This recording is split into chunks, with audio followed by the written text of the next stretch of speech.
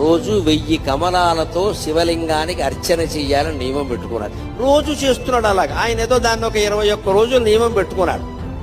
20 రోజులు సాగింది. శివుడు ఊరుకుంటాడా? విష్ణువైనా సరే పరీక్షే.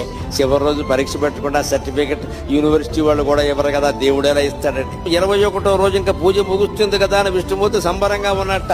రోజు చెరువులో 1100 కమలాలు పైన పోస్తున్నా, నేను 1000 పోస్తున్నాను, బాగున్నావు చూసి అంతే. అలా అని పెడితే ఆవేళ ఆశ్చర్యకరంగా 999 పూసాయి. ఎంత వెతికినా 1000 కమలం కనపడలేదు. ఏమిటిది? ఒక్క కమలం తక్కువైంది.